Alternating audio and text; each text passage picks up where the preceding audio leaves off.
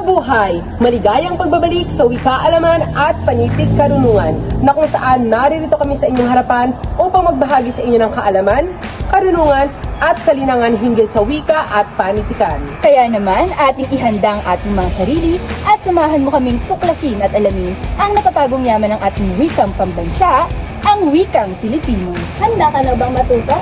O handa ka na bang lumalim pa ang kaalaman?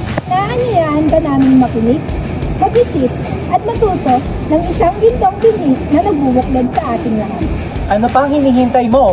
Tara na at matuto.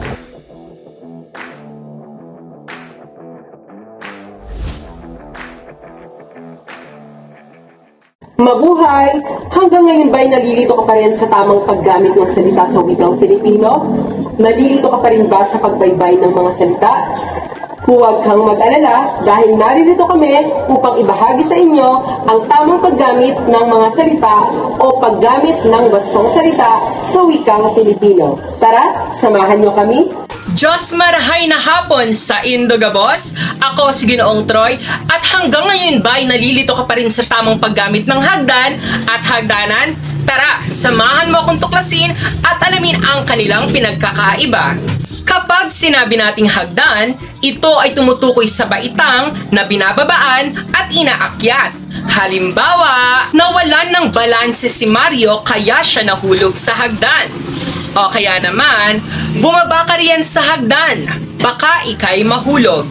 O kaya naman, maaari mo bang kunin ang sapatos ko dyan sa hagdan? Kung atin namang susumain sa kabilang banda, kapag sinabi naman nating hagdanan, ito ay tumutukoy sa bahaging kinalalagyan ng hagdan o stairways. Halimbawa, nakatatakot namang sumakay dyan sa elevator, maghagdanan na lang tayo.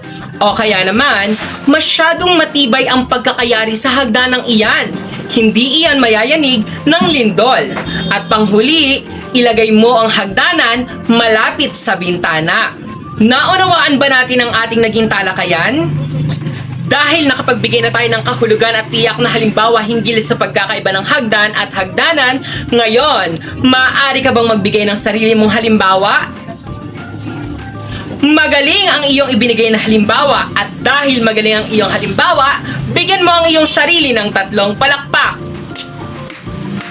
Mahusay! Mabuhay! Ako nga pala si Binibining Kimberly Elgarin. Naririto ka pa rin ba hanggang ngayon upang alamin ang pagkakaiba ng walisin at walisan? Tara, alamin natin. Ginagamit ang salitang walisin kung ang ibig tukuyin ay ang pagtanggal o pag-alis ng partikular na dumi o kalat. Halimbawa na lamang, walisin mo ang mga tuyong dahon sa ating likuran. O di kaya naman, aking wawalisin ang mga alikabok sa aking kwarto. O di kaya naman, tayo na't uwalisin ang mga dumi sa sahig.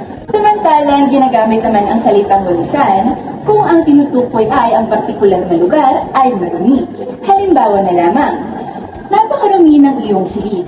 Pwede mo bang walisan naman yan? Pangalawang halimbawa, aking wawalisan ang silid aklatan dahil may bibisita bukas. At ang pangatlong halimbawa, walisan natin ang ating bakuran. Tambak ito ng mga tuyong dahon. Dahil natukoy na natin ang pagkakaiba ng dalawang salita, maaari ka bang magbigay ng iyong sariling halimbawa? Magaling! Bigyan ng 3 palakpak. Kapag sinabi nating operahin, ito ay tumutukoy sa tiyak na katawan ng bahaging tinitistis o katawan ng tao. Halimbawa, kinakailangan ng operahin ng kanyang puso. Ikalawa, operahin na bukas ang mata ni Mario. Samantala, kapag sinabi naman nating operahan, ito ay tumutukoy sa taong nangangailangan ng operasyon. Halimbawa, bukas ay ooperahan na si Juan. Ikalawa, inoperahan si Maria noong makalawa. Maupay nga aga, ako si Binibining Angel. Narito ako upang may bahagi ang wastong paggamit ng pinto at pintuan. Nais mo bang malaman? Tara, samahan mo kung alamin ito. Ang pinto ay tumutukoy sa isang konkretong bahagi ng bahay. Binubuksan at sinasara, o door. Halimbawa, una, pumatok mo na ang pinto bago pumasok. Pangalawa, sara ang pinto kapag ika'y lalabas. Samantala, ang pintuan naman ay ginagamit kung ito ay tumutukoy sa lugar. O mismong lagusan. o pasukan na kinakaroon ng pinto. Halimbawa, huwag mong iharang ang iyong kotse sa pintuan. Pangalawa, huwag niyong gawing tambayan ang pintuan. Ngayon, natukoy na natin ang kaibahan ng dalawa. Maaari ka bang magbigay ng halimbawa? Mahusay! Bigyan ang sarili ng 3 palakpak. Yosman, hi mga bata. Ako nga pala si Ginong Ron. Atin naman tatalakayin ang pagkakaiba ng pahiring at pahiran. Handa na ba kayong matuto? Ang pahiring, ito ay nangangahulugang alisin o tanggalin isang bagay. Halimbawa, pahirin mo ang luha sa iyong mga mata. Ikalawa, pahirin mo ang uling sa iyong mukha. Samantala, ang pahiran naman ito ay nangangahulugang paglagay ng isang bagay. Halimbawa, pahiran mo ng sauce ang barbecue. Ikalawa, pahiran mo ko ng makeup sa aking mukha. Dahil natutukin na natin ang kanilang kaibahan, maaari ka bang magbigay ng iyong sariling halimbawa? Magaling! Bigyan ng palakpak! Dahil natapos na natin matukoy ang mga wastong paggamit ng mga salita, tayo naman ay magtungo sa kayarihan ng salita. Mayroon tayong 4 na uri ng kayarian ng salita. Ito ay ang payak, tambalan, may lapi, at inuulit-ulit. Handa na ba kayong alamin at tuklasin ng mga ito? Kung handa na kayo, tara, aralin natin ito ng buong husay. Hoy muling nagbabalik upang talakayin natin ang isang uri ng kayarian ng salitang ito ay ang payak. Ano ang pumapasok sa iyong isipan kapag naririnig mo ito? Tama! Magaling! Ang payak ay binubuo lamang ng salitang basal o salitang ugat.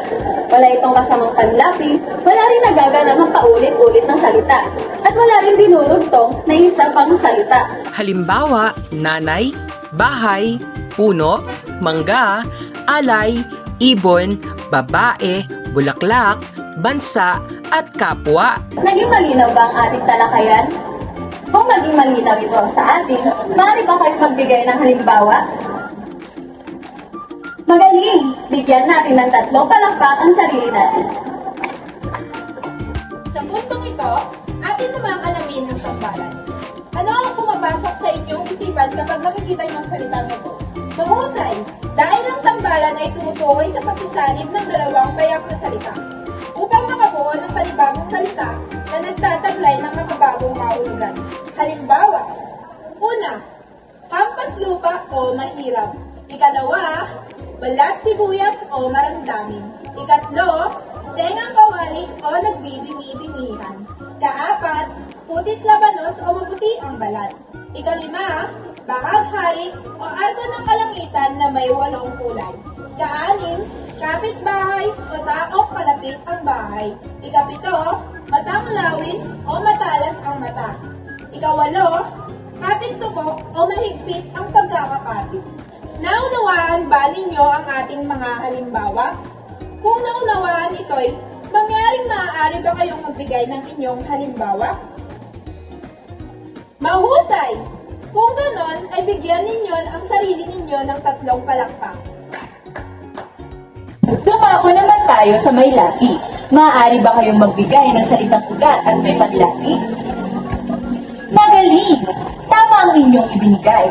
Dahil kapag sinasabi nating may lapi, ito ay tumutukoy sa isang salitang binubuo ng salitang ugat at panlapi. Halimbawa, umulan, sumayaw, akyatin. Ngunit, mayroon tayong 5 na uri ng panlapi. Ito ay ang punlapi, gitlapi, tulapi, kabilaan, at laguan. Kapag sinabi natin ang lapi, kapag ang panlapi ay nagsisimula sa unahan, bago ang salitang ugat. Halimbawa, inakyat, umiyak, naglakad, magliwaliw, umulan. Kapag sinabi naman natin gitlapi, kapag ang panlapi ay nakalagay sa gitna ng salitang ugat. Halimbawa, kumanta, sumayaw, umangon, kumain, kumumpas. Samantala, kapag sinabi naman natin hulapi, kapag ang panlapi ay ating makikita sa hulian ng salitang ugat. Halimbawa na lamang, awitin, akyatin, kainin, mainitin, at atipan. Ang kabilaan naman ay maaaring magsama ang 2 panlapi sa loob ng isang salitang ugat. Maaaring nasa unahan, gitna, at hulian. Halimbawa, mag-awitan, magtakbuhan, pagsikapan, nagsayawan, nag-iyakan. At ang panghuli ay ang laguan. Ito naman ay kapag ang panlapi ay magkakasamang nagkikita sa unahan, gitna, at hulian ng salitang ugat. Halimbawa, pinagsumikapan, pinagsinungalingan, magdinuguan, ipagsumigawan, at magkakantahan. Naunawaan ba ninyo ang mga halimbawa? Kung naunawaan ninyo, maaari ba kayong magbigay ng ibang halimbawa? Mahusay! Bigyan ng palakpak ang sarili. At panghuli at kailanman hindi magpapahuli ang pag-uulit ng mga salita o ang salitang inuulit-ulit. Ano nga ba ang pumapasok sa inyong kaisipan kapag narinig nyo ang salitang inuulit-ulit? Magaling! Tama ang iyong halimbawa. Dahil kapag sinabi natin inuulit-ulit o inuulit na salita, ito ay tumutukoy sa mga salitang binuo ng pag-uulit ng isang bahagi o ng buong salita. At lagi nating tatandaan, mayroon tayong dalawang pag-uulit. Ito ang pag-uulit na ganap at ang pag-uulit na di ganap. Ito ang mga halimbawa ng pag-uulit na ganap at pag-uulit na di ganap. Kapag sinabi natin pag-uulit na ganap, ang pag-uulit na ganap ay inuulit natin ang buong salitang ugat na may tiyak na kahulugan. Halimbawa, araw-araw, gabi-gabi, muni-muni, isip-isip, isa-isa, dahan-dahan, ano-ano, sino-sino, at halo-halo. Lagi nating tatandaan na sa pag-uulit na ganap, ang ating inuulit ay ang salitang ugat na may tiyak na kahulugan. Sa kabilang banda naman, kapag sinabi natin pag-uulit na di ganap, ito ay tumutukoy sa pag-uulit ng isang pantig o bahagi lamang ng salitang ugat na may tiyak na kahulugan. Ang tawag dito ay pag-uulit na di ganap. Halimbawa, kani-kanina, pira-piraso, tatakbo-takbo, kasakasama, malinis-linis, at palapalagay.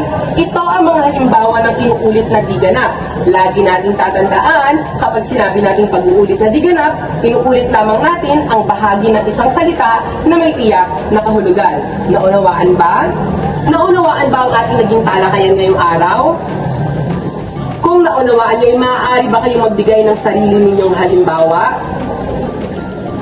Mahusay ang iyong ibinigay na halimbawa at dahil dyan, bigyan natin siya ng 3 palakpak.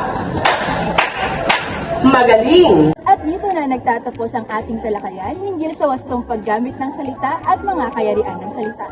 Naway marami kayong natutunan ngayong araw na ito. Maraming salamat sa pagtutok at pagsubaybay sa ating aralin. Gamitin nawa ninyo ito upang mas maging kapakil-pakinabang ang ating wika hanggang sa susunod na henerasyon ng mag-aaral. Lagi nating tatandaan, mabuhay ang wika, kultura at panitikan, mabuhay tayong lahat. Hanggang sa muli, paalam!